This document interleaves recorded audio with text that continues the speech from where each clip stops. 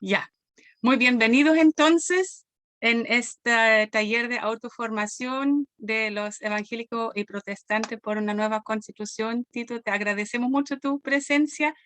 Tu biografía dice que eres sociólogo del Trinity College de la University of Dublin, Irlanda, también doctor en sociología, Universidad Alberto Hurtado de Chile, magíster en gobierno y política latinoamericana de la University of Essex, Inglaterra, y también fuiste docente de la Universidad Alberto Hurtado y has enseñado en la Pontificia Universidad Católica de Chile. Y entre muchas otras publicaciones, has publicado La lucha del pueblo mapuche.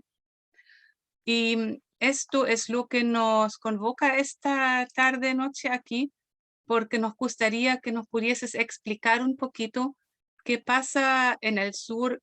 Escuchamos de conflictos, atentados, malestar por todos lados. Hay una militarización, hay personas que han fallecido la semana pasada y también. Y para muchas personas es difícil de entender cómo se origina todo este conflicto, como para poder entender también dónde uno podría ver un camino de resolverlo, ¿cierto? Y eso yo creo que es el tema principal que nos gustaría que nos pudieses explicar, pero de todas maneras estamos expectantes también a que las personas que lleguen aquí también puedan hacer sus consultas, todo lo que quisieran preguntar, ¿ya? Así que por favor, Tito, te doy la palabra. Ok, Bárbara. Bueno, muchas gracias primero que nada por esta invitación y por la posibilidad de compartir este espacio con todos y todas ustedes. Siempre es un agrado poder estar en estos espacios y conversar, más que solamente hablar. Yo no sé si tengo todas las respuestas a las preguntas que no solamente que ustedes pueden hacer, sino que a las respuestas para un conflicto tan grande y de tamaña envergadura, ¿no? como el que tenemos o el que existe hoy día, no solamente en el sur, sino que en todo el territorio nacional. Sin embargo, podemos hacer algunas aproximaciones a respuestas, ¿no? A mí me gustaría, primero que nada, decir una cosa que me parece que es fundamental para tratar de entender lo que está sucediendo en el World Mapu, y después tratar de abordarlo desde el punto de vista sociológico, si tú quieres, planteando algunas ideas centrales, más que hacer una cronología de todo lo que significa el conflicto chileno-mapuche, porque ya sería muy extenso y simplemente no podríamos hacerlo, ¿no? Encapsular 200 años de historia chileno-mapuche en una hora o menos es imposible. Pero por lo menos algunas ideas centrales, que a mí me parece al menos que son importantes para después poder intercambiar opiniones.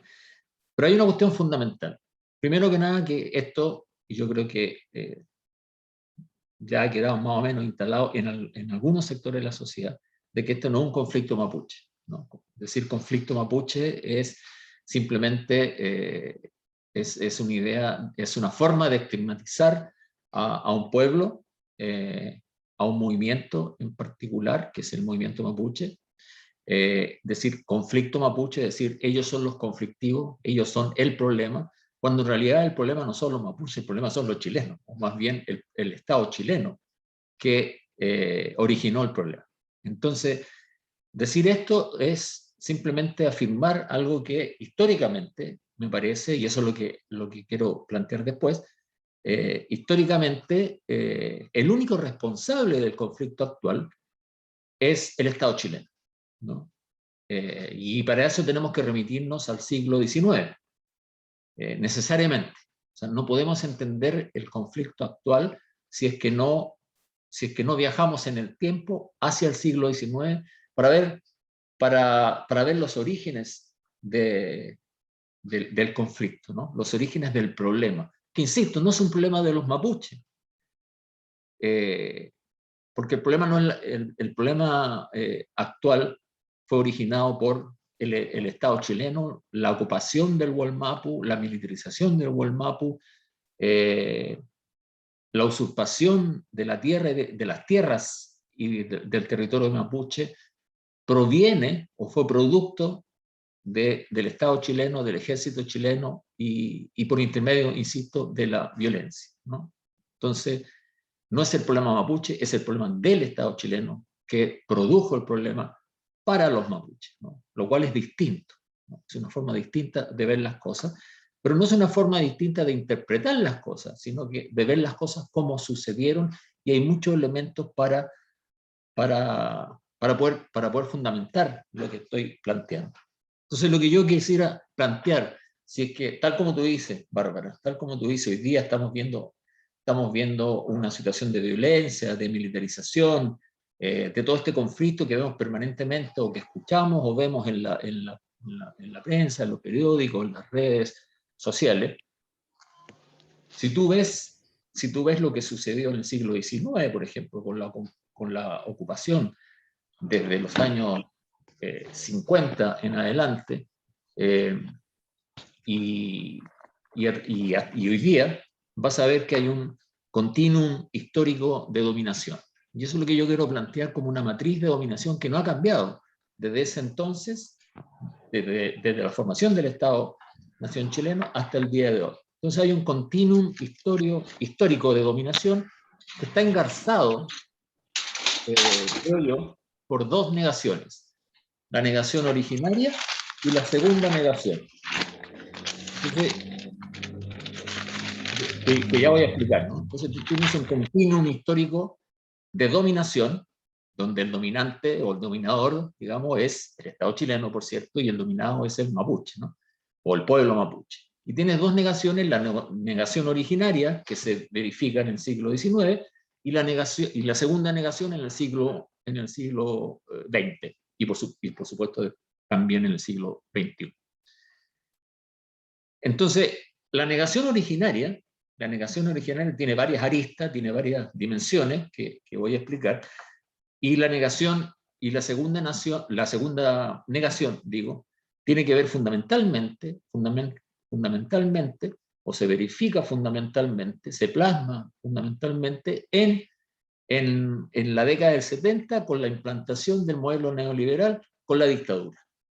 Básicamente, ahí voy a explicar cómo se manifiesta, ¿no? cuando hable de esta segunda negación. Y la primera, en el siglo XIX, surge porque el Estado-Nación chileno, y ojo, ya voy a explicar por qué digo Estado-Nación, porque el Estado-Nación chileno surge, se desarrolla y se consolida negando a los pueblos originarios. Por eso digo la negación originaria, ¿no? Surge negando a los pueblos originarios, ¿no? Y por cierto al pueblo mapuche, ¿no? Ya que estamos hablando del pueblo mapuche hoy día, ¿no? Y esa negación tiene varias dimensiones. Tiene una dimensión política, una ideológica, una económica, una dimensión geopolítica también. O sea, tiene toda, si uno analiza todos estos elementos y los ve, o analiza esta conjunción de elementos, te vas a dar cuenta que en realidad hay una política sistemática para negar al pueblo mapuche, para negar al otro, ¿no? Y que a veces parece contradictoria, porque si tú analizas las actuaciones y tú analizas los discursos incluso y los documentos incluso de algunos líderes de esa época, como Bernardo Higgins, ¿no? Como Cornelio Saavedra, por ejemplo, que fue el que dirigió toda la ocupación de la Araucanía, o de la llamada Araucanía, que es el Wallmapu, por ejemplo. Tú analizas los documentos y tú dices, pero, a ver, parece que quisieran proteger a los mapuches, pero después tú te das cuenta que en realidad, ¿cómo es posible que quisieran protegerlos si lo están ocupando, lo están aniquilando en realidad, ¿no? Entonces, pero si tú lo analizas bien, te das cuenta que hay toda una ideología de la ocupación, y una ideología que tiene que ver con la creación, la formación de un Estado uninacional y unicultural. Hoy en día en la Constitución, ya que ustedes decían que estaba, al comienzo, al introducir el conversatorio, tú decías, ¿no es cierto?, que eran evangélicos por la Constitución. Hoy día se está hablando mucho de un Estado pluricultural, plurinacional. Bueno, el Estado chileno, decimonónico, fue creado como un Estado uninacional, ¿cierto? Es decir, Chile para los chilenos, básicamente, ¿no? Un Estado, una nación. Igualmente como surgió en Europa el Estado-nación, ¿no? Básicamente para garantizar en el ámbito político la reproducción capitalista en el ámbito económico, ¿no? Bueno, acá, a semejanza de ese Estado, el Estado-nación políticamente fue creado así. Y uno podría decir incluso que la nación fue creada desde el Estado. O sea, era un proyecto político de la élite, básicamente. Y ese proyecto político de la élite, en términos ideológicos estoy hablando, ¿no? Porque recuerden que yo estaba hablando de estas negaciones, cómo se negaba al otro, y ese otro era el mapuche, ¿no? Por los pueblos originarios, el otro. ¿Cómo se negaba? Y tenía diferentes dimensiones. Yo decía la económica, la ideológica, la geopolítica incluso. Bueno, pero ideológicamente está cimentado o basado en esta idea de la civilización contra la barbarie, ¿no? Entonces los bárbaros eran los mapuches, ¿no? Y los civilizados eran los chilenos, los blancos, los europeos, ¿no? Entonces esta ideología de la civilización contra la barbarie, de la ciencia, de lo racional, contra lo bárbaro, contra lo atrasado, contra los salvajes, ¿no? Había que civilizarlos. Entonces había una ideología racializada que se oponía a todo lo demás. Pero estaba la cosa económica también, por detrás, ¿no? Esto era lo que lo justificaba, por cierto. Y hay que ver los discursos ante el Congreso, por ejemplo, ante el Parlamento, ¿no? Los discursos de Benjamín Vicuña Maquena, por ejemplo. Horrendos discursos contra los bárbaros indios, como se les denominaba en esa época, ¿no? Pero hay un bando, un bando supremo de O'Higgins, por ejemplo, un poco para ilustrar esto, ¿no? Que parece contradictorio. De 1819, si es que mal no recuerdo, donde él al constatar la situación oprobiosa en la cual vivían los indígenas, dice que eso no puede ser porque eso atenta contra el ideario liberal, ¿no?, de esa época. Entonces él dice, eso no puede ser, de ahora en adelante los indios, como les llamaban, tendrán los mismos derechos que todos los chilenos, ¿no? Porque son todos ciudadanos chilenos. Entonces, por un lado, le otorga todos los derechos, por lo tanto uno dice, bueno, perfecto. O sea, él está asumiendo la posición correcta, le está otorgando todos los derechos al igual que cualquier otro ciudadano. Pero por otro lado, no le está reconociendo su calidad de pueblo distinto, ¿no? No lo está reconociendo como un otro. Es decir, le está negando su calidad de pueblo originario, de pueblo mapuche, de otro pueblo nación, ¿no es cierto? Es decir, lo está asimilando a la nación chilena, al pueblo chileno, a la cultura chilena, ¿no es cierto? Entonces, por una parte, lo reconoce como indígena, reconoce que hay indios con el vocabulario de esa época, pero por otra parte lo está asimilando, ¿no? Entonces se dan todas esas situaciones. Entonces, tienes todo este ideario, etc. Y en términos políticos también, ya en 1852, se crea la provincia de Arauco. O sea, y se crea en el papel, ¿no? Porque Chile no era lo que es hoy, por ejemplo. Chile eran villorrios, eran pequeñas ciudades dispersas, qué sé yo, ¿no? Santiago, Concepción en el sur, pero villorrios, ¿no? Ciudades pequeñas, Coquimbo en el norte. Pero bueno, pero se crea la provincia de Arauco, 1852. O sea, ya existía el expansionismo, aunque fuera virtual, ¿no? Existía ese expansionismo, la necesidad de crear soberanía en territorio mapuche. Era importante, o sea, geopolíticamente era importante establecer esa soberanía. Y ya se crea la comisión para traer extranjeros, para traer europeos a territorio mapuche, ¿no? Y además se va creando también, a partir de los años 1855 en adelante, es lo que se llama la ocupación espontánea. Ya había chilenos, qué sé yo, que sobre todo en la zona lasquenche, en la zona de Arauco, ¿no? En la zona, en la costa, y que había que regularizar. Pero bueno, todo esto un poco para decir de que lo que le importaba en realidad, en términos económicos, era hacerse de todas esas ricas tierras del sur, las tierras mapuche, para poder incorporarla a la agricultura,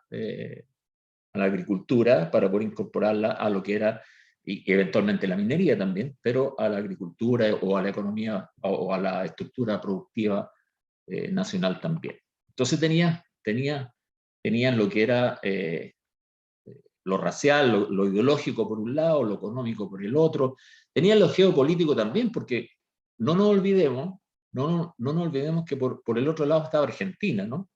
Y ya estamos hablando, lo que yo estaba hablando también en los años 1860 en adelante, ¿no? Cuando empieza gradualmente el Estado chileno, militarmente también, militarmente a avanzar hacia el sur, y lo mismo hacen por el lado argentino, el Estado argentino, ¿no?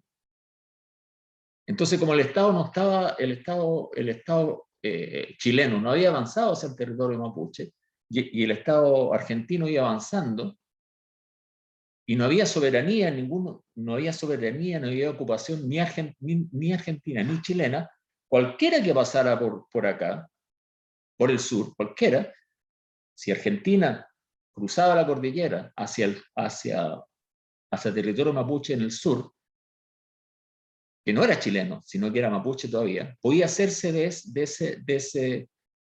ese territorio, ¿no? Y geopolíticamente era fatal para Chile, porque en esa época todo el tráfico era por el sur, el tráfico marítimo, ¿no? Porque no existía el canal de Panamá. Entonces Argentina iba a controlar todo ese paso también. Por lo tanto, era fundamental para Chile también, en términos geopolíticos, el poder avanzar hacia el sur y poder dominar y controlar todo el territorio que era mapuche, ¿no? Para evitar que Argentina también controlara el territorio. O sea, es decir, que controlar el territorio que está del lado argentino, que era mapuche, con la llamada conquista del desierto, ¿no? Donde arrasaron con los mapuches también los argentinos, que no cruzara hacia el lado mapuche de acá, y controlar entonces, seguir controlando el tráfico marítimo, ¿no? Y los mapuches eran absolutamente dispensables, a nadie le importaban los mapuches, ¿no? A nadie le importaban los mapuches. Entonces, todas esas razones se conjugaban, como decía delante, para que en el caso chileno, en el Gulumapu, ¿no? Como los mapuches denominan este lado, el lado chileno, ¿no? El otro lado es el Puelmapu, el lado argentino. Entonces, se conjugaban para que Chile siguiera avanzando en esta negación originaria, ¿no? Del continuum histórico de dominación. Y comienzan entonces, sobre todo en el lado de las Penchas al comienzo, a hacerse de las tierras mapuche a través del engaño, a través de la connivencia entre el Estado, entre los notarios, entre los intendentes, las autoridades, que supuestamente tenían que proteger a los mapuches, pero por supuesto que no lo hacían, se hacían de las tierras de ellos. Así se fue creando el latifundio en todo el lado costero, digamos, ¿no? Y de ahí entonces pasan después ya a lo que es la tierra,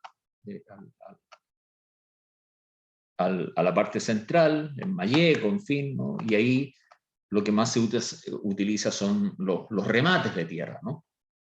Y bueno, luego para ya no alargarme más, podamos después conversar un poco, viene entonces ya la invasión final, la ocupación militar final violenta, porque se fueron creando en estos avances graduales, se fueron haciendo dos cosas, ¿no? Se fueron creando fuertes, donde se van ocupando, se va avanzando, se va venciendo a los mapuches, se van creando fuertes militares. O sea, el origen de las ciudades del sur son los fuertes, incluido Temuco, ¿no? Son fuertes militares. Y en torno a los fuertes se van creando entonces también pequeñas ciudades, ¿no? Y mucha tierra se le da a los propios militares y o colonos. Junto con ello, a partir de los años 60 en adelante, se van creando las hijuelas, se van midiendo, ¿no? Se trae a Teodoro Schmidt, extranjero de afuera. Teodoro Schmidt es el que va midiendo todo, ¿no? Y va midiendo 70.000 hectáreas, 100.000 hectáreas, 600.000 hectáreas, y va midiendo todo y parcelando todo, ¿no? Va midiendo todo. Y ese es el territorio que después, las tierras que después se van entregando, ¿no? A los colonos, ¿no? Porque todas esas tierras son declaradas tierras baldías, tierras fiscales, ¿no? A pesar de que eran tierras mapuche, ¿no? Pero el Estado se las arrogó para sí mismo, ¿no? Y esas eran tierras que también eran rematadas, ¿no? Y esas tierras se remataban no allá, en el sur, se remataban en Valparaíso, se remataban en Santiago, ¿no? Y la podía comprar cualquiera. Así se hicieron de las tierras mapuches. Y cuando ya invadieron en la mal llamada pacificación de la Araucanía, que nunca fue pacífica, sino que fue violenta, ¿no? Y fue terrible, que comenzó la última ocupación, digamos, fue en 1881, y ya con mucho armamento, con parte del ejército que había luchado en la Guerra del Pacífico, con armamento con rifles de repetición, ¿no? Que produjeron muchas bajas en las fuerzas mapuche. Y la última batalla ya fue en 1883, ahí ya se terminó la resistencia mapuche, y ahí entonces, entre 1884, comenzó la erradicación forzada de los mapuches y el arreduccionamiento, ¿no? Las famosas reducciones, que se crearon alrededor de 3.000 reducciones. Y esas 3.000 reducciones fueron verdaderos campos de concentración, ¿no? Porque obligaban a los mapuches a vivir en esas reducciones, ¿no? Por eso digo que eran verdaderos campos de concentración. Y allí, entre 1884, más o menos, y 1929, y esto es súper importante para entender el conflicto actual. Por eso digo que ahí hay un continuum histórico, ¿no? Y hay que encontrar las raíces del conflicto actual en el siglo XIX, y que el responsable del conflicto actual es el Estado chileno. Para regularizar la situación, ¿qué es lo que hace el Estado? Le entrega títulos de merced, y título de merced significa regalo, ¿no? Supuestamente, una dádiva, título de merced a algunos mapuches, a los loncos de algunas comunidades, que sé yo, no necesariamente donde vivían, sino que puede haber sido, que fue en otras tierras, en otros lugares. Y esos títulos de merced son donde la autoridad determinaban que debía dárseles. Y no correspondían necesariamente a las tierras antiguas, a las tierras ancestrales, a los espacios culturales de los mapuches, a los espacios, como digo, ancestrales, ¿no? Sino que a los títulos de merced que se les determinaba, ¿no? Y no a todos los mapuches se les dio. Entonces, ¿qué pasa con eso? Que los títulos de merced son títulos de dominio, títulos de propiedad, eso es, ¿no? Pero mira lo que pasó aquí. que como los mapuches eran pobres, y eso decían, ¿no? Los chilenos decían, como ustedes son pobres, solamente les vamos a dar, como son pobres y no tienen herramientas y no saben trabajar, entonces les vamos a dar solamente el terreno efectivamente ocupado por ustedes. Es decir, la ruca y el terreno aledaño que ustedes tienen, ¿no? Y vamos a dejar fuera todo lo demás. O sea, el lugar que ustedes tienen para pastoreo, para ramoneo, para que paseen ahí sus animales, todo eso va a quedar fuera, cuando siempre ellos lo habían ocupado, porque era un terreno comunitario el de los mapuches. Entonces, al final, ¿qué pasó? Que los mapuches quedaron con 4 hectáreas por familia, o sea, sin nada, prácticamente. Les quitaron prácticamente todo, ¿ya? ¿Por qué? Porque eran pobres, porque no podían trabajar, etcétera, etcétera. Y sin embargo, para los colonos extranjeros, como eran pobres, miren cómo son, el doble racismo, ¿no? O el racismo opuesto, si tú quieres. Como los extranjeros, como los colonos extranjeros eran pobres, a ellos les pagaban el pasaje desde Europa hasta Chile, les daban herramientas, les daban clavos, les daban madera, una yunta de bueyes, les daban más tierra, le daban tierra al padre, al hijo, si era mayor de 12 años, si mal no recuerdo, les daban plata. O sea, a uno por ser pobre no le daban nada, y al mapuche, y al otro por ser pobre le daban de todo, ¿no? Para que veas tú la discriminación. Bueno, entonces, ¿por qué es importante esto, no? De esta negación originaria, porque ahí le quitaron las tierras. O sea, el mapuche quedó con él, le quitaron el 95% de sus tierras. En esta negación originaria que te digo, y en estos 3.000 campos de concentración. Es decir, el proceso de radicación forzada, el proceso de arreduccionamiento, y el que lo hayan puesto en reducciones, porque así se llamaban, ¿no? Que no eran sus espacios culturales reales, y el otorgamiento de los títulos de merced, significó que los mapuches perdieran prácticamente todo su territorio, ¿no? ¿Y por qué es importante? Porque hoy día, la única tierra que pueden reclamar, entre comillas, legalmente los mapuches, son las tierras que pueden demostrar ellos que tienen títulos de merced. O sea, si un mapuche hoy día dice, mira, yo tengo este título de merced porque lo tenía mi padre y lo tenía mi abuelo, en fin, entonces el Estado puede reconocer eso. Y le dice, ok, entonces nosotros vamos a regularizar esto, vamos a hacer todos los estudios, y si es así, entonces, bueno, te puedes quedar con la tierra, te puedes quedar con esta tierra. Eso es lo único. Pero esa es una tierra que le dio el Estado. No es la tierra original, histórica, ancestral, antigua de los mapuches. Es ese 5% que el Estado le dejó a los mapuches después de haberle quitado al otro 95%, ¿no? Por eso es importante conocer el origen de la usurpación del territorio mapuche, ¿no? Por parte del Estado chileno, y que se lo entregó a los colonos. Entonces, hoy día, ¿qué pasa hoy día? Que los colonos dicen, no, pero si esto es legal. O los agricultores hoy día, los latifundistas hoy día, o las forestales dicen, no, pero si yo tengo esto es mío, esto es legal, porque mi padre tiene el título, mi abuelo tenía el título de dominio. Claro, puede ser legal, pero no es legítimo, porque ya el Estado le había quitado todo por la fuerza a los mapuches, porque fue fraudulento lo que hicieron, cómo engañaron a los mapuches, cómo los notarios engañaban a los mapuches, en fin, ¿no? Entonces, puede haber papeles, pero fue totalmente ilegítimo lo que hicieron, ¿no?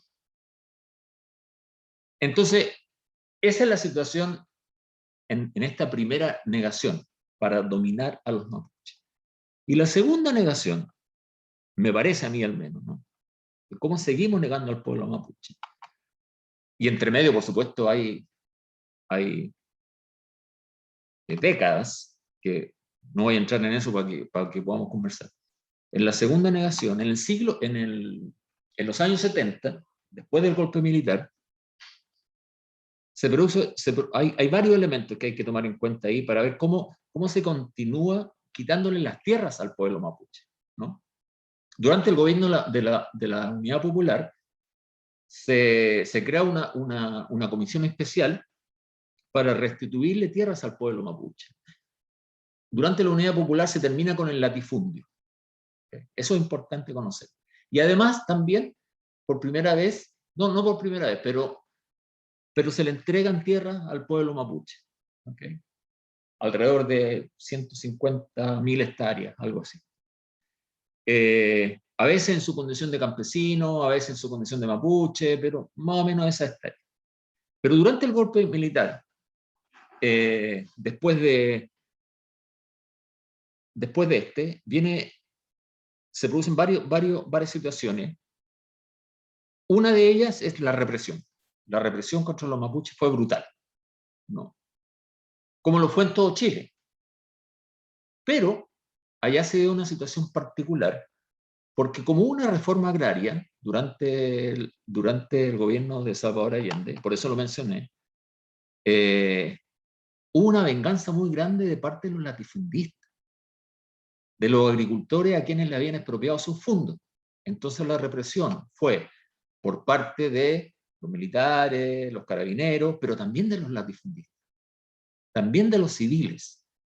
Entonces, los mapuches sufrieron la represión por parte de militares, por parte de latifundistas también, ¿no? Entonces, esa es una cosa. Se produce una contrarreforma agraria. Es decir, las tierras que habían recuperado los mapuches se les quitaron nuevamente y se quedaron sin nada.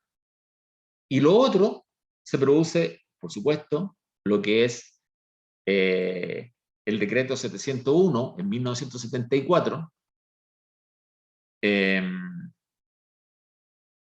que promueve o fomenta la industria forestal, la inversión forestal. Y esto fue fatal para los mapuches, ¿no? La industria forestal en los años 70 era mínima, era marginal. Es decir, había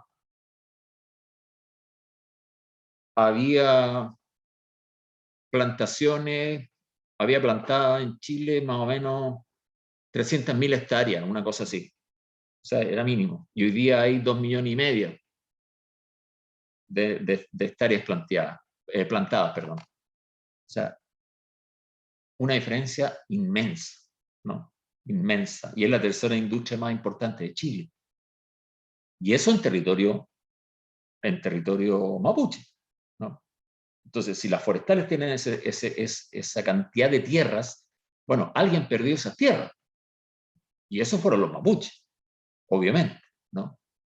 Entonces, y ese decreto, ¿qué es lo que hacía? El decreto 701 de la dictadura, ¿qué es lo que hacía? Te subsidiaba la inversión forestal en un 70%. O sea, el Estado, todos nosotros, con nuestros impuestos, subsidiábamos a la industria para que invirtiera, a la industria forestal, al que quisiera invertir allá, en un 70%. ¿Ya? Y teníamos un montón de otras regalías, ¿no? Por lo tanto, era muy barato invertir allá. Era muy barato invertir y era muy barato ganar plata. Y podía destruir el bosque nativo y plantar pinos y eucaliptos que crecían mucho más rápido y eran mucho más rentables. ¿Qué fue lo que hicieron? ¿No? Destruyendo además el medio ambiente, por supuesto. Y destruyendo un entorno cultural para, por ejemplo, las machi que no tienen sus hierbas para poder curar a los enfermos, porque el bosque natural, el bosque nativo, no tienen las hierbas del bosque nativo para curar a sus enfermos en las cercanías, tienen que ir muy lejos para hacerlo, y produce toda una serie de efectos colaterales que tienen que ver con con lo religioso, con lo cultural, con la salud, en fin. Y después también en el año 78, 79, también dividen todas las tierras, ¿no? Ya se divide las tierras que van quedando, las 2.000 comunidades. Antes había 2.000 reducciones, 3.000 reducciones, ya iban quedando 2.000 solamente, y Pinochet decide ya dividir todas las tierras, o sea, hacer propietarios individuales, ¿no? Y se dividen todas las tierras colectivas mapuche, ¿no? Lo que iba quedando. Entonces, el neoliberalismo también fue fatal para el pueblo mapuche. Y ahí entonces comienza ya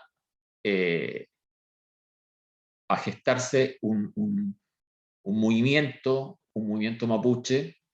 En el año 78 el movimiento mapuche fue, estoy hablando mucho parece ya, me he pasado mucho. Miedo. ¿Ah?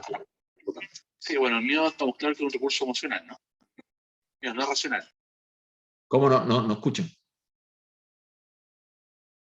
No, parece que alguien que entró se le quedó el micrófono abierto. No, está súper interesante lo que estás contando. Ya. Muy interesante. Igual deberíamos dejarle en algún momento la oportunidad a las personas de interactuar y Sí, hacer preguntas. sí. Es que todavía no llego a la actualidad.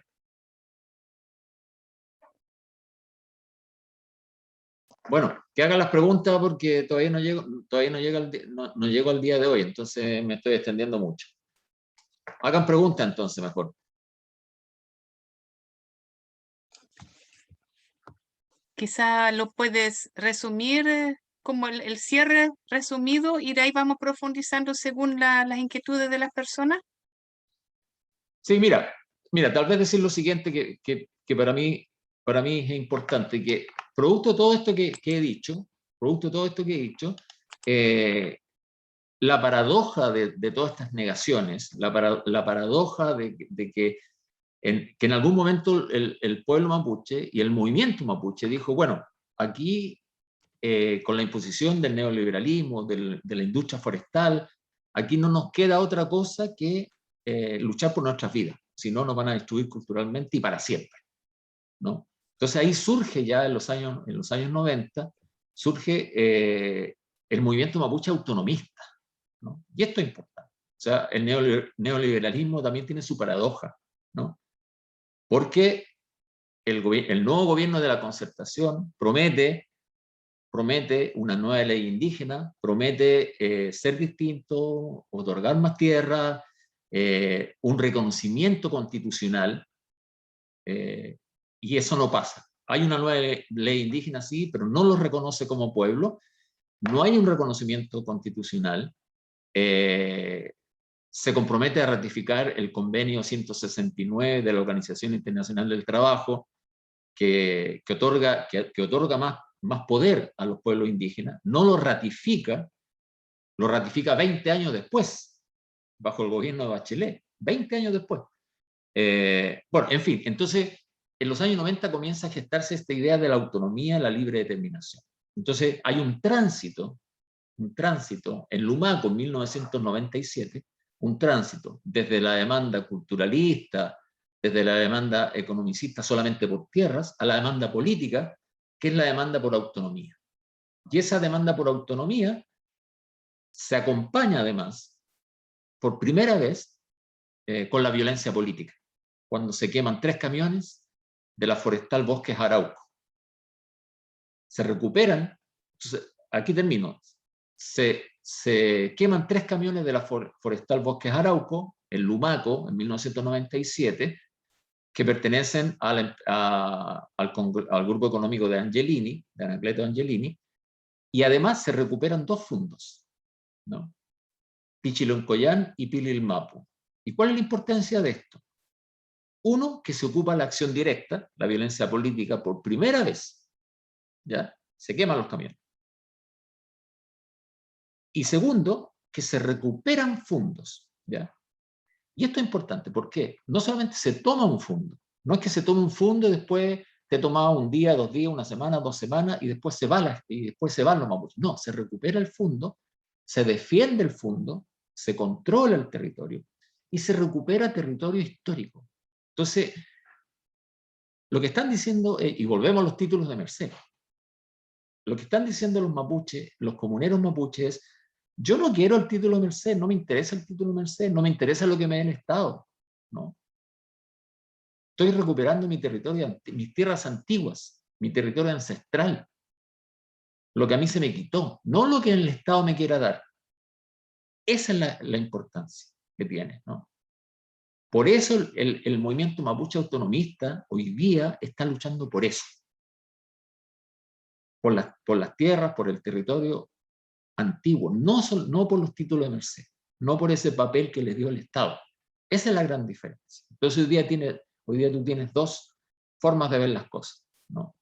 Aquellos que luchan por la autonomía total, absoluta, y aquellos que se conforman con que el Estado postular a las tierras a través de los títulos de Merced, ¿no?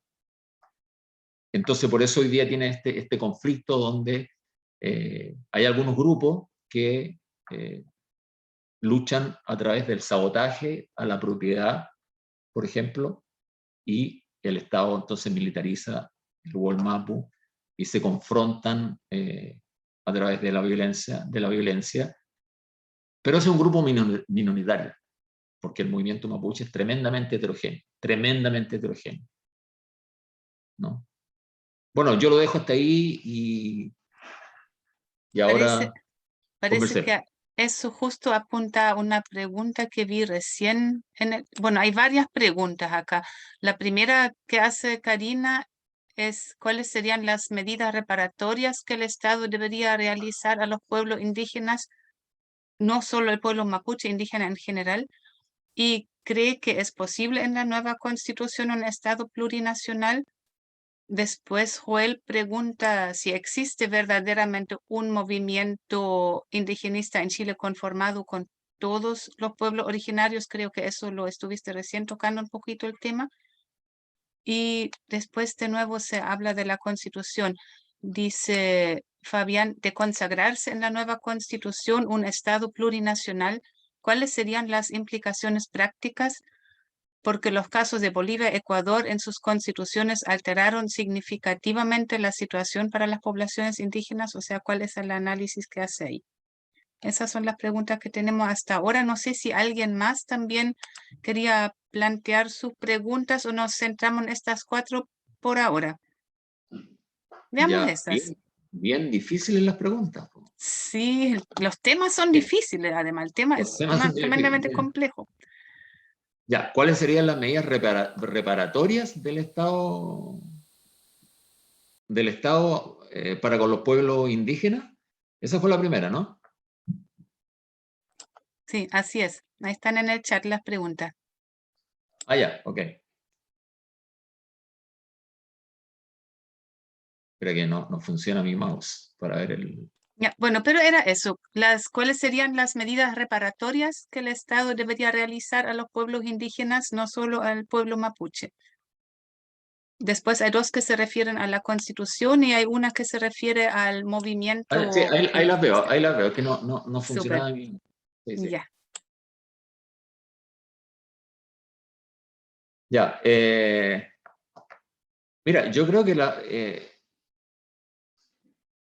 las medidas reparatorias, no solamente en el caso de los pueblos indígenas, sino que en el caso de, no sé, pues víctimas de las violaciones de los derechos humanos y situaciones similares, aunque ahora estamos hablando de colectivos, estamos hablando de naciones, que son sujetos de derecho y que son preexistentes al Estado-Nación chileno, son muy complicadas, ¿no? Son muy complejas. Yo creo que una de las formas de reparación es aplicar simplemente el derecho internacional. Por ejemplo, la Declaración Internacional de Derechos de los Pueblos Indígenas de la Asamblea de las Naciones Unidas del 2007, en su artículo 3º, dice explícitamente: todos los pueblos indígenas tienen derecho a la libre determinación, ¿no? Y la libre determinación significa, ni más ni menos, que cada pueblo tiene el derecho a autodeterminarse, es decir, decidir por sí mismo cómo quieren organizarse en términos religiosos, económicos, de salud, en su forma de vivir, en su modo de vivir, ¿no? Entonces, una forma reparatoria sería simplemente que los dejaran ser, ¿no? Y además, que los compensaran, o sea, aparte de la reparación simbólica de pedir perdón por lo hecho, de pedir perdón por los asesinatos, de pedir perdón por todo lo que perdieron, yo creo que por todo lo que el Estado hizo, que es una cuestión simbólica nada más, ¿no? Aunque sea políticamente importante, es simbólico, yo creo que sí deberían, en el caso del pueblo mapuche y los otros pueblos originarios, deberían recompensarle también económicamente por lo perdido. Yo creo que es importante también, para que puedan rehacer o ejercer esa libre determinación también. Que vayan acompañados ambos, ¿no? Que vayan acompañados. Es mucho lo que perdieron. Hay pueblos que fueron extinguidos. Hay comunidades completas que fueron masacradas, ¿no? Pero la verdad, en mi opinión al menos, ¿no? La reparación no resuelve lo hecho. No resuelve las masacres cometidas, los horrores cometidos. O sea, si ustedes, yo he tenido la posibilidad de trabajar con comunidades mapuche por más de 20 años. Y cuando uno habla con ellos de lo sucedido y lo que sucede ahora, o sea, yo conocí a niños, a guaguas, que fueron objeto de violaciones de sus derechos, cuando les llenaban de gases lacrimógenos sus casas, qué sé yo, ¿no? Y a niños que han vivido en la violencia, policial desde siempre. Y bueno, y que ahora son dirigentes. Y así se reproduce el ciclo y se sigue reproduciendo, qué sé yo. Entonces, ¿cómo reparas tú ese daño? ¿Cómo lo haces? La única reparación es dejarlos vivir en paz nomás. Es lo único, es la única forma, no hay otra, ¿no? O yo no conozco otra por lo menos, no conozco otra. ¿Es posible en la nueva Constitución un Estado plurinacional que pueda ir junto con la otra? ¿Cuáles serían las implicaciones de un Estado plurinacional, como lo fue en Bolivia y en Ecuador? Mira, yo no sé, yo tengo mis aprehensiones. No sé si será posible establecer un Estado plurinacional en una sociedad tan racista como esta, ¿no? Aparte de ser clasista, yo creo que es extraordinariamente racista. Ahora, para que esto sea aprobado, se necesitan alianzas, se necesitan coaliciones, se necesitan negociaciones, en la convención me refiero, ¿no? Pero no solamente en la convención, sino que afuera de las fronteras de la convención, porque la convención no es una isla, ¿no? Los partidos funcionan por afuera, funcionan, como digo, con negociaciones, con códigos. La política, sí, la política tiene que ver con el poder, ¿no? No es una isla la convención. Y el poder funciona siempre a través de la coerción, a través de la negociación, a través de intercambio. Y en un país, como decía antes, con un Estado tan fuerte, tan centralista, donde, por ejemplo, si ustedes se ponen a pensar de que había 4 millones de personas, o no sé cuántas personas movilizadas en octubre del 2019, que en la calle denunciaban a los políticos, a la política convencional, al Parlamento, pedían la renuncia del presidente. Las instituciones peor evaluadas eran el Parlamento, el presidente, todas las instituciones políticas. y sin embargo ellos, no sé cuántas personas serían, 200 personas, se ponen de acuerdo entre gallo y medianoche y sacan una declaración donde dicen vamos a hacer esto y el movimiento se diluye. Se diluye. O sea, la clase política tuvo la capacidad para poder ponerse de acuerdo y establecer un itinerario y es lo que se está haciendo, ¿no? Y es lo que se está haciendo. Entonces, tiene esa capacidad y por lo tanto también puede tener la capacidad de decir, no, no queremos Estado plurinacional, ¿no? Porque han estado en el poder en los últimos 200 años, ¿no? Donde no ha habido Estado plurinacional. Entonces, claro, hoy día está de presidenta de la convención Elisa Loncón, mujer mapuche, mujer y mapuche, o sea, una señal potentísima, ¿no?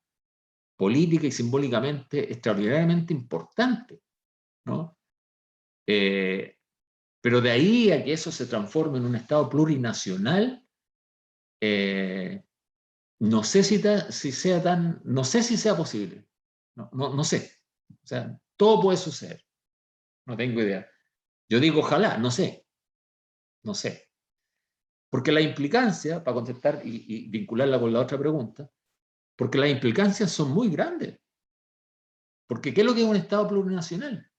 Un Estado plurinacional significa la coexistencia de varias naciones, ¿no? Y en Chile existen 10 pueblos originarios, 10. Más el chileno serían 11 naciones. ¿Cómo coexisten 11 naciones en un territorio, ¿no es cierto?, donde lo que prima aquí es el poder, ¿no? Para coexistir en igualdad de condiciones, todas tienen que tener el mismo poder, ¿no? De lo contrario no sería coexistencia. De lo contrario sería la dominación de una nación sobre otra. O sea, nuevamente volveríamos a la misma situación del siglo XIX y del siglo XX y lo que llevamos del siglo XXI, ¿no? Por eso la implicancia de tener un Estado plurinacional significa, necesariamente cuando hablamos de nación, significa territorio. Necesariamente cuando hablamos de nación significa libre determinación. Necesariamente cuando hablamos de nación significa autonomía, ¿no? Y ahí está el problema. Ahí está el gran problema, ¿no? La implicancia práctica de esto. Y cuando tú hablas con los pueblos originarios, no solamente con los mapuches, ¿qué específicamente significa autonomía? Hay muchas, no hay una definición ni una postura unívoca de qué es lo que es autonomía. No hay, ¿no? Porque como decía, los movimientos son heterogéneos, ¿no? Ni dentro del movimiento mapuche hay solo una postura, ¿no? Entonces es complicado. Y en Ecuador y en Bolivia, claro, están incluso en la Constitución, el Estado plurinacional, ¿no? Son estados plurinacionales, pero ni siquiera ellos dos son iguales, ¿no? Y ahí también hubo roce, hubo problemas, ¿no? Uno de los grandes problemas que hubo ahí, por ejemplo, en Ecuador, por ejemplo, uno de los grandes problemas que hubo ahí con el tema autonómico fue con el extractivismo, ¿ya? ¿Y por qué? Porque en Ecuador es un estado donde lo que más se produce es hidrocarburos, ¿no? Porque lo otro que se produce son flores, por ejemplo, ¿no? Que obviamente no te dan los ingresos suficientes para poder subsistir. Entonces, ¿qué es lo que más te produce? Los hidrocarburos. ¿Y dónde están muchos de los yacimientos? En territorio indígena, ¿no? Entonces el tema es, bueno, el movimiento indígena que apoyó a Correa en primera instancia, después le restó su apoyo. ¿Por qué? Porque decían, bueno, si nosotros vamos a ser autónomos, y esto es un Estado plurinacional, y nosotros somos naciones, y está en nuestro territorio, bueno, nosotros no queremos que se dañe la naturaleza, porque en la Constitución también habla de los derechos de la naturaleza, que es la única Constitución donde se habla de los derechos de la naturaleza, por ejemplo. Y se habla del buen vivir, ¿no? Que es un concepto y un conjunto de prácticas sociales y culturales de los pueblos andinos, ¿no? Entonces, dice, bueno, ¿dónde está la autonomía entonces? ¿No? ¿Qué es lo que es primero? Es extraer los recursos naturales para poder tener los recursos, para poder después construir ese sueño del buen vivir. O cómo lo hacemos, o sea, o no tenemos recursos y no sé, pues vendemos flores y tenemos poco y no construimos nada. Es complejo, ¿no? ¿Y qué se hace en Chile entonces también, ¿no? Entonces, en el caso del pueblo mapuche, hay dos posiciones bien claras en torno a la autonomía. Tú tienes aquellos como la coordinadora Arauco Mayeco, por ejemplo, ¿no? En el sur, que dice, no, la autonomía se construye en resistencia, se construye en la lucha, se construye a través del control territorial. Esa es la autonomía para nosotros. Nosotros no queremos nada con el Estado. Eso ellos lo tienen claro. Estamos construyendo la autonomía. Participar en la convención para nosotros es participar con el Estado que nos ha usurpado toda nuestra tierra. El Estado que nos ha colonizado. Es un Estado colonizador. Participar en la convención es participar con las reglas del Estado dominante. Es otra forma de domesticarnos, ¿no? Aquellos mapuches que participan de la convención constitucional dicen no, no. O sea, nosotros creemos en un Estado plurinacional, creemos que es un paso y que puede ser un paso hacia la autonomía, ¿no? Y ambas posiciones son legítimas, ¿no? Y claro, uno dice, el Estado no es. El Estado es una forma sociopolítica moderna, es de la modernidad, no es mapuche, ¿no? Entonces, claro, la coordinadora Arauco Mayeco dice eso, o sea, eso no es una forma o una forma de ordenamiento político mapuche, no es propio mapuche, entonces, ¿por qué tenemos que estar ahí? ¿Por qué tenemos que participar en eso? Y los mapuches que están participando en la convención dicen, sí, puede que no sea mapuche, pero esta es la política, estas son las reglas del juego y nosotros queremos participar aquí, es una forma de hacerlo. Y el Estado plurinacional es, o puede ser un avance, un paso para poder seguir participando en política, avanzando, en fin, ¿no? Son dos posiciones distintas porque el movimiento mapuche es heterogéneo, es heterogéneo. Y no solamente el movimiento mapuche, sino que los otros movimientos también, ¿no? Sí, aquí tocaste la otra pregunta, ¿no? Si existe un movimiento indigenista conformado con todos los pueblos originarios en realidad, o está más bien esa heterogeneidad que estás mencionando. Yo creo que no, ¿eh? Yo creo que aquí nunca ha existido, en mi opinión al menos, ¿eh? Nunca ha existido un movimiento indígena global o integrado, donde estén los changos, los dieguitas, los licanantay, no sé, los cauescar. No hay un movimiento nacional o que tenga demanda en conjunto. Pueden ser parecidas las demandas, ¿no? Y hay encuentros, hay lugares de encuentro, qué sé yo, ¿no? Pero el movimiento es mucho más activo y el que ha visibilizado todos los temas claramente ha sido el movimiento mapuche. O sea, no hay otro movimiento, a mi parecer al menos, ¿no? Pero claro, puede ser comprensible también porque, no sé, pues más del 80% de los mapuches más del 80% de la población indígena en Chile son mapuche, entonces puede ser comprensible, ¿no? Después vienen los aymaras, los diaguitas, en fin. Pero no hay no hay realmente un movimiento indígena o una organización nacional que los agrupe a todos,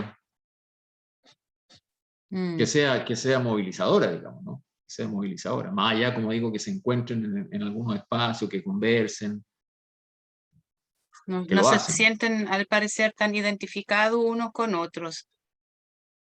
O sea, bueno, por ejemplo, tú tienes los Rapa Nui, ¿no? En Rapa Nui, que es otro mundo. Otro mundo, ellos tienen sus propios problemas, sus propias demandas, sus propios temas, que poco tienen que ver con lo que está sucediendo acá. Sí. Por ejemplo, ¿no? Yeah. Entonces, claro, ahora hay mayor conversación, mayor interrelación, por ejemplo, en la convención, porque hay escaños reservados y hay 17 representantes indígenas o de pueblo originario, pero en general no hay una gran, siento yo, no hay una gran coordinación. Hay un par de personas que ya se han tenido que retirar por problemas de otros compromisos, pero quizás podemos responder todavía a alguien que quería saber un poquito más específico sobre el convenio 169, si solo se enmarca las políticas públicas asociadas al ámbito laboral. Eso dice Francisco. No, el convenio 169 tiene que ver con en lo que se refiere a los pueblos originarios, tiene que ver con la consulta indígena, habla también de la posibilidad es decir, dice que todo aquello que afecte directamente a los pueblos originarios tiene que ser consultado con los pueblos originarios. O sea, ese es lo básico, ¿no? Entonces te habla de una consulta, te habla de la consulta indígena, ¿no? Bueno, tiene otras cosas, ¿no? Pero estoy hablando de lo sustancial. Entonces, y está hecho fundamentalmente, aunque no exclusivamente, pero fundamentalmente está hecho o referido a aquellos pueblos indígenas que viven en la ruralidad o en las zonas rurales, ¿no? Donde es un poco más fácil entender lo que es la afectación directa. Es decir, si tú vas a construir una represa, es más fácil identificar si va a afectar directamente o no a una comunidad indígena, ¿no? Pero hoy día en Chile, por ejemplo, donde el 70% de los pueblos originarios viven en la ciudad, es mucho más complejo saber si va a afectar directamente o no a una comunidad indígena. Ahora, ¿qué significa hacer una consulta indígena? Significa preguntarle a una comunidad si es que un proyecto determinado, no necesariamente una hidroeléctrica, puede ser cualquier proyecto, le puede afectar directamente, le puede afectar su modo de vida, sus costumbres, sus tradiciones, su forma de organizarse, su modo de vida, ¿no? Y la consulta indígena establecida en el convenio tiene una serie de procedimientos que están muy establecidos, que son bastante rígidos, y hay que hacer una consulta de la consulta. Es bien complejo entenderlo, ¿no? Pero dura 90 días, ¿no? Y hacer una consulta de la consulta significa que tú tienes que consultarle a los pueblos indígenas que va a ser afectado o a la comunidad que va a ser afectada, tienes que consultarle cómo hacer la consulta, primero que nada.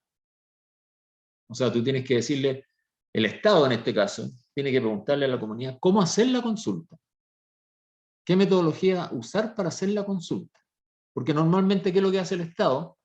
Que es el que tiene que hacer la consulta, normalmente llega con todo listo y dice, mira, vamos a hacer esto, lo vamos a hacer de esta manera, qué sé yo. Un poco simplemente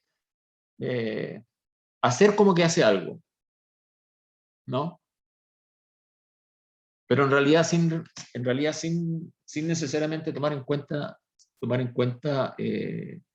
la situación real, o que le importe mucho lo que pase con los proyectos, porque al final se construyen igual la hidroeléctrica, los caminos, o el proyecto que sea, ¿no?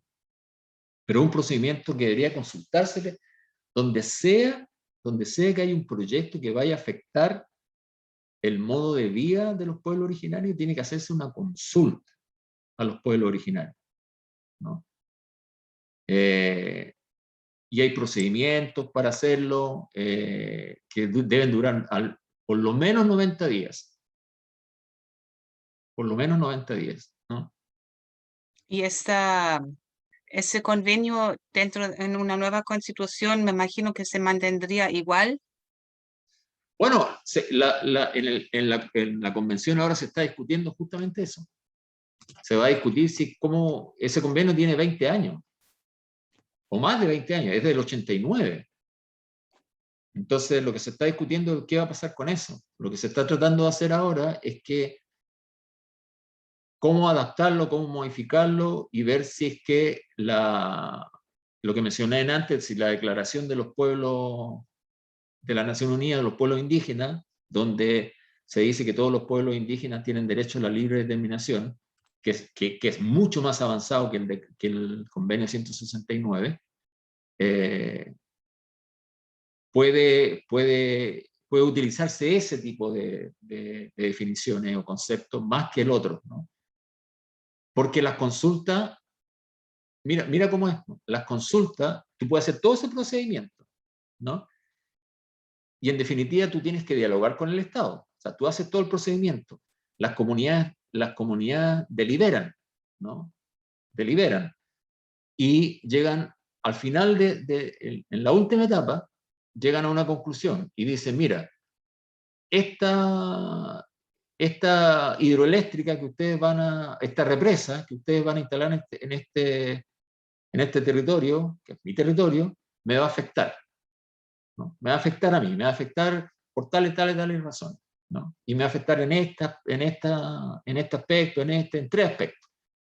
Y ahí dialogas tú con el Estado, las comunidades dialogan con el Estado. Y ahí tienen que llegar a acuerdos. Y hay varios principios, ¿no? Que tienen que ser de buena fe, que tienen que ser informados, hay varios principios. Y el que decide finalmente es el Estado, no son las comunidades. El Estado decide, porque lo único vinculante son los acuerdos. Los acuerdos son vinculantes. O sea, si hay 4 puntos, por ejemplo, si hay 4 puntos en que las comunidades dicen que van a ser afectadas, y el Estado dice que está de acuerdo en 2 puntos. Sí, en realidad van a ser afectados en el punto 1 y en el punto 2. ¿Estamos de acuerdo? Estamos de acuerdo. Eso es vinculante. Por lo tanto, no sé, pues la empresa no podrá construir esas 2 cosas, ¿ya? O tendrá que modificarlas, no sé. Lo que sean los acuerdos. Pero si los otros 2 puntos no hay acuerdo, el Estado decide, ¿ya? O sea, porque es consulta. Se le está consultando. Entonces, lo ideal sería que la convención cambiara eso.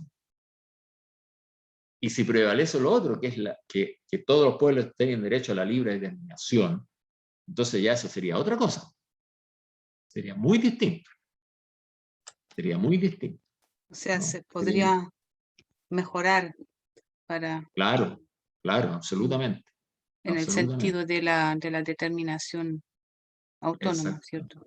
Exactamente. Claro. Estamos bastante avanzados en la hora. Nos queda una última pregunta acá que no quiero dejar de plantearla, pero yo no sé si tú tienes las respuestas a eso.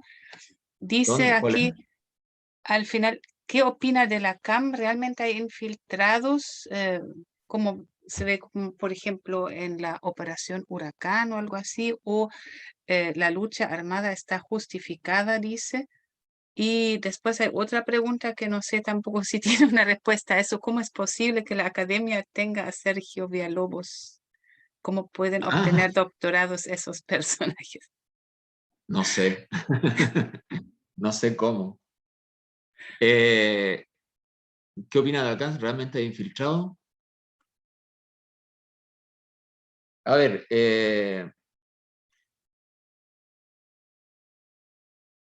mira, yo en mi trabajo he tenido la posibilidad de conocer a toda la gente, prácticamente a toda la gente, a todos los dirigentes de todas las organizaciones.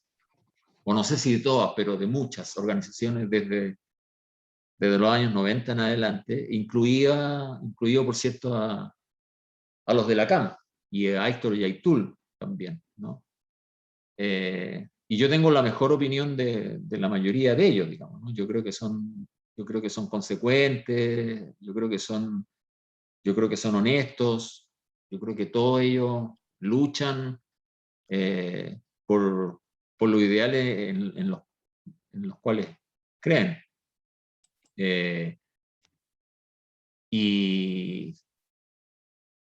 Y los dirigentes mapuche, y una cosita antes de contestar esto, ¿no? Que es interesante, los mapuches en general son muy pragmáticos, Todo el siglo XX, los dirigentes mapuche participaron en la institucionalidad chilena. Incluso hubo ministros mapuche. Venancio Cueñepán fue ministro de Tierras y Colonización, con un gobierno conservador de Ibáñez, ¿no? Hubo parlamentarios mapuche que fueron demócratas, otros fueron de derecha, otros fueron comunistas. Hubo muchas organizaciones mapuche que se aliaron con partidos de derecha, centro, izquierda. Bueno, todo esto para decir que siempre participaron en la institucionalidad chilena, ¿no? Entonces, fue solamente a partir de los años 90 en adelante que ellos, a ver, si uno pudiera utilizar un término que no es muy adecuado, pero se mapuchizaron en el sentido que se distanciaron de los partidos políticos chilenos para crear su propia fuerza. No estoy refiriendo a una fuerza armada, sino que una fuerza política y su propio movimiento autonomista, diciendo, bueno, los partidos chilenos nunca han resuelto el problema, siempre nos han usado, siempre, para sus propios fines, por lo tanto nosotros vamos a resolver el problema nosotros mismos. Básicamente a eso me refiero con mapuchizarse, ¿no? Bueno, y la CAM fue uno de ellos, ¿no?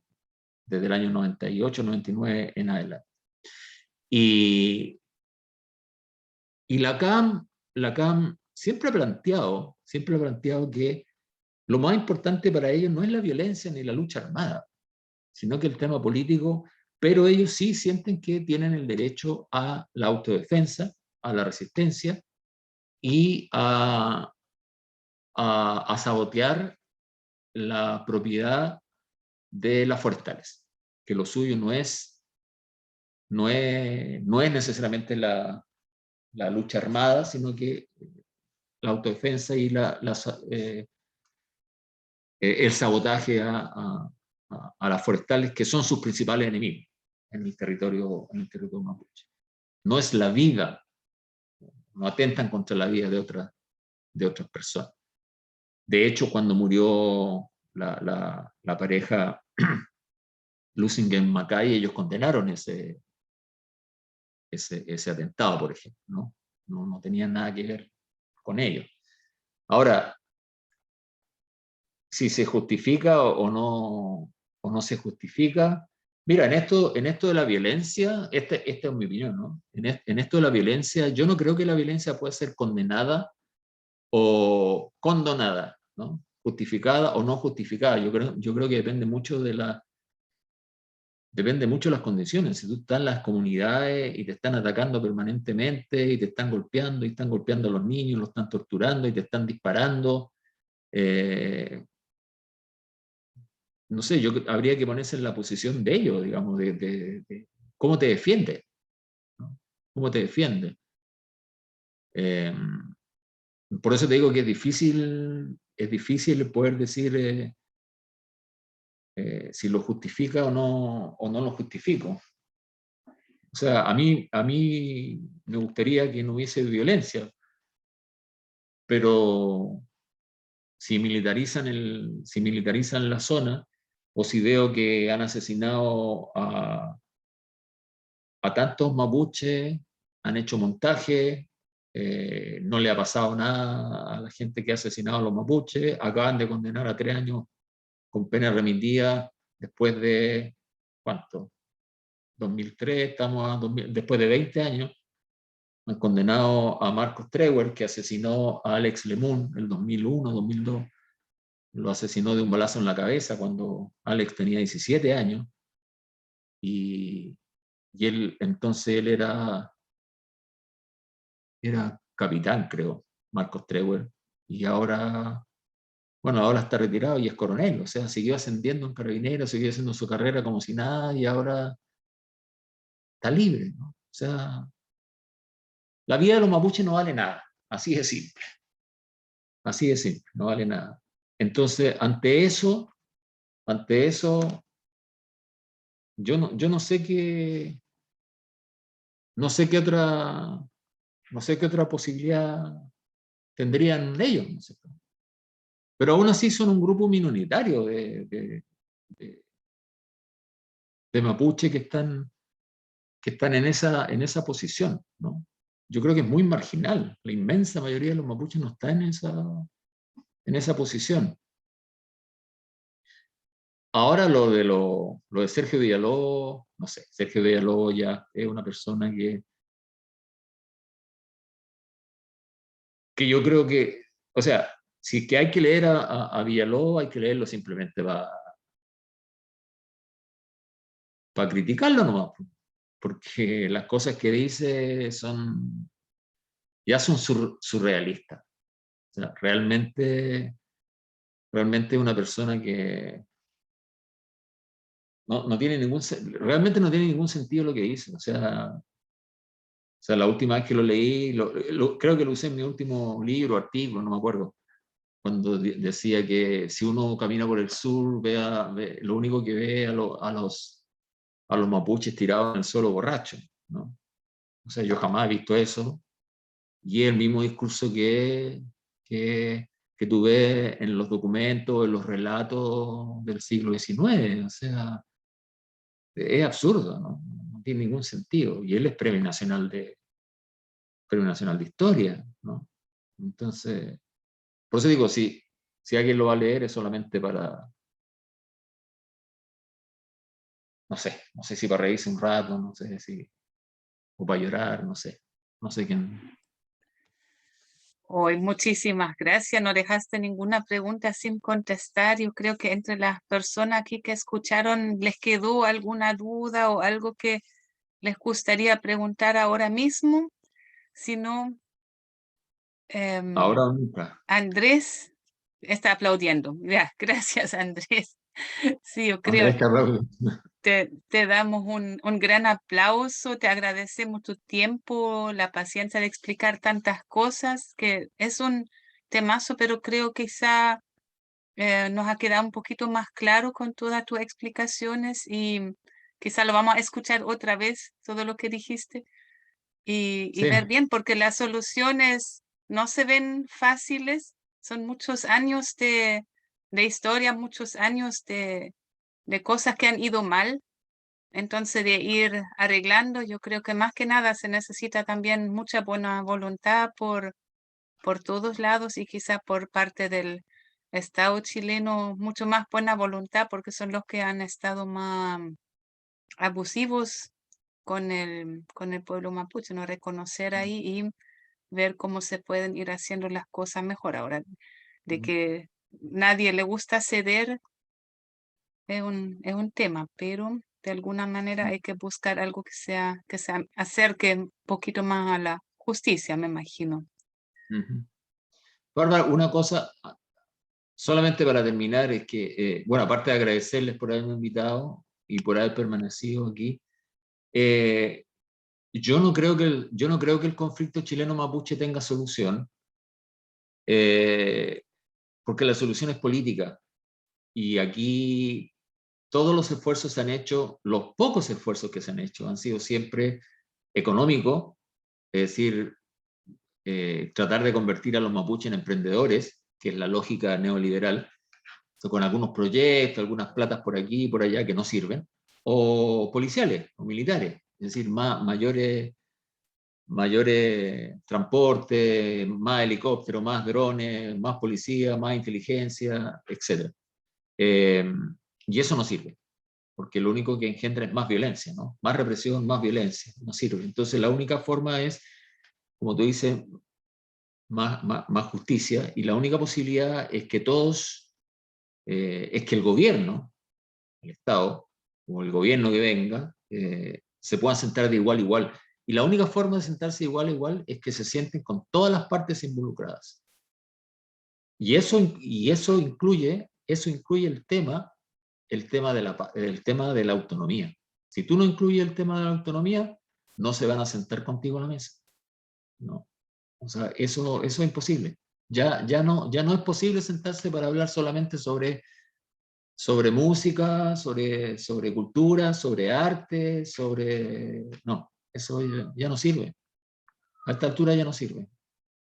Entonces, la única solución pasa por reconocer que el único responsable de esto no es el pueblo mapuche, sino que el Estado chileno, que es un conflicto chileno-mapuche, y que la resolución debe ser política y no militar. Eso. Nada más. Muchas, muchas gracias. Quedamos con esas palabras. Y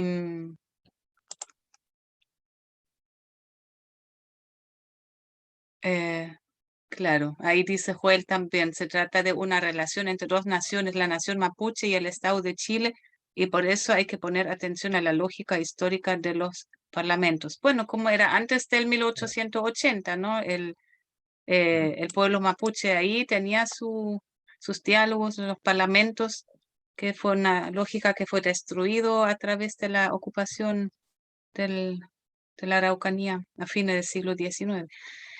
Claro. Bien, pues, muchas gracias nuevamente y que estén todos muy bien. Gracias por estar ahí